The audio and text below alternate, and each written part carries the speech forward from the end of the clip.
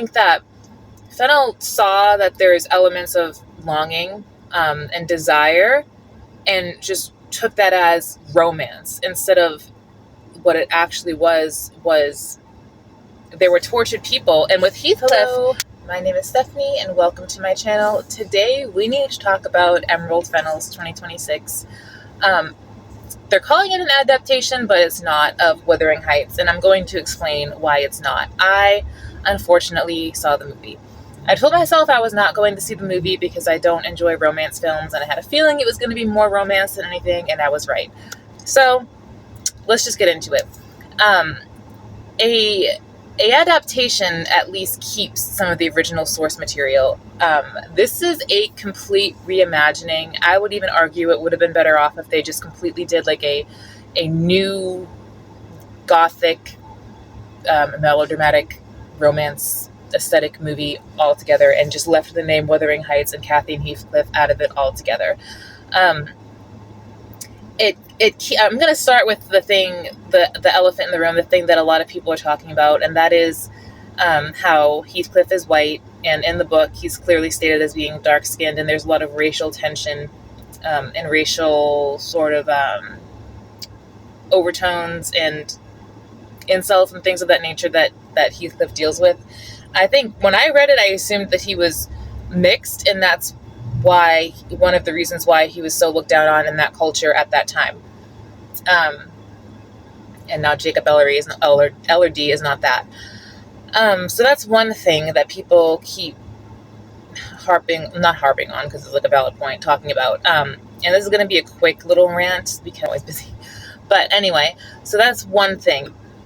The 2026 movie, it's like it keeps some aspects of the book and other adaptations of the book, because there's been other made-for-TV movies, I believe, in like older movies, and it keeps the longing stares, the costumes, and all of that, but it really lets go of a lot of most all of the original novel.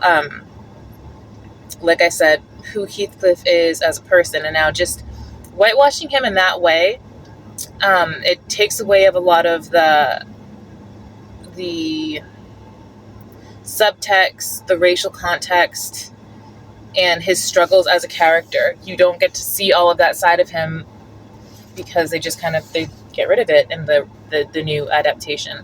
And now they also, for some reason, just get rid of other characters like Kathy's older brother.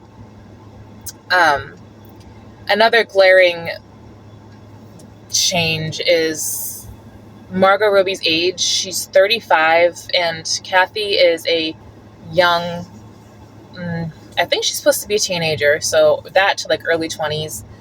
And it's a strange choice because it feels too different.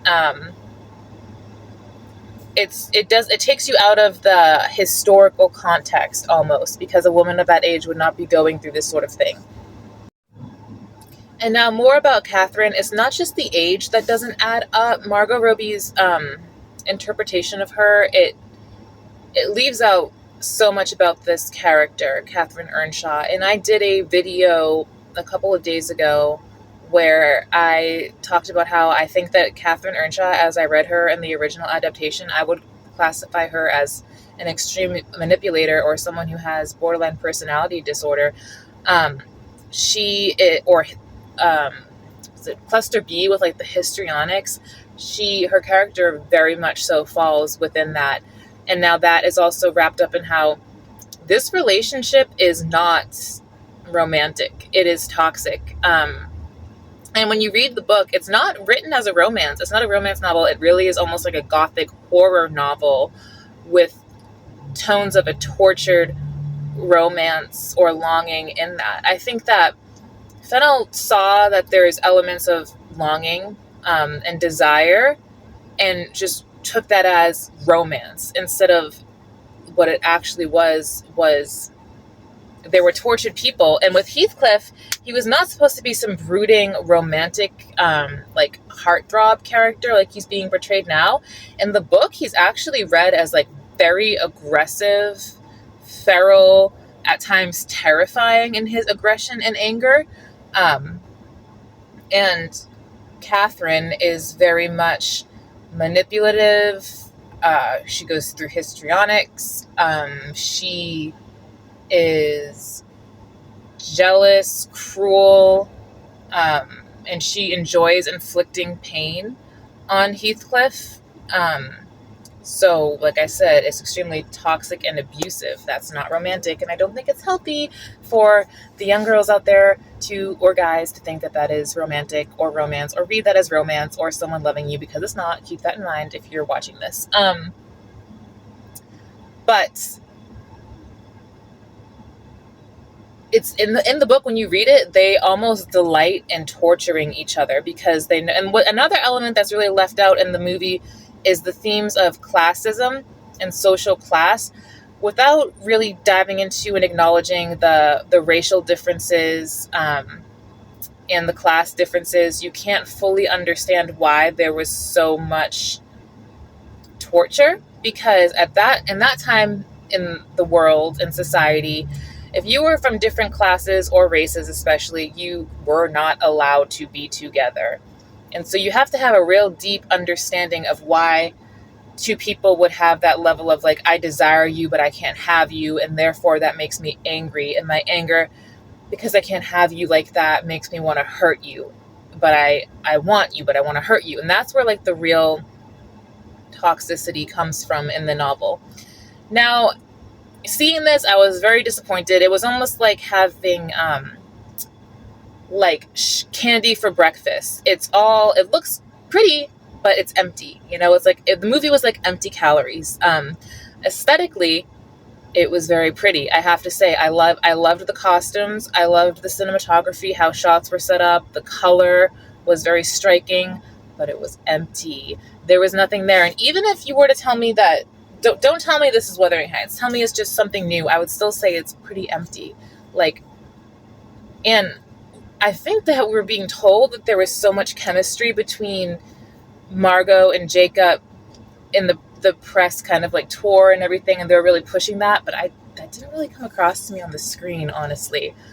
And I was really I think it was a complete letdown and failure of the movie. Honestly, it was the worst adaptation of Wuthering Heights I've ever seen, and it may be one of the worst movie adaptations of a book that I have ever seen, for the reasons I have just stated. And now, this had made me think, why does this keep happening? Particularly to Wuthering Heights. I don't think anything has really ever nailed it when they come to adapting that. Like Pride and Prejudice, 2005, Keira Knightley. That one, I think, nailed Pride and Prejudice to me. Especially Mr. Darcy, their dynamic, they nailed it. Why do they keep missing the mark on Wuthering Heights? And I think it's because it's so dark and twisted. And if you really let yourself sit with how twisted and dark it is, I don't think people would really want to see it. I think it would be a very niche thing, and that might be why it's never really been adapted to its truest form. That's just my take on it anyway. So if I had to rate the movie, I would give it like a 2. I mean, and that all of those points just come from the aesthetics alone. If I had to give it a compliment, Jacob Elordi is attractive and Margot Robbie is gorgeous. But aside from that, there's really nothing else positive. And they also leave out the whole second act of the book. It just doesn't happen. And I don't know why. As I was sitting there watching it, I was thinking about the book and just going in my head about how I would stage it out, how I would let the story unravel. It almost, honestly, it could have been done more like, if you've seen Nosferatu with Lily Rose Depp, it could have been that dark, because the story is extremely dark like that, as I said. But I've rambled long enough. That is my immediate, I'm sitting in my car after having just seen it. And now I gotta go pick up a prescription and go home. So that's why I'm sitting in, it's my husband's truck, and just quickly wanted to get my thoughts out there after having just seen it. And completely underwhelmed, disappointed, and yeah, I would not recommend going to see it. I would recommend, if anything, read the book and watch one of the older adaptations of it. Anyway, that was it. If you somewhat enjoyed this, thank you for watching. Leave a like, a subscribe, and let me know your comments and your thoughts on the movie down below.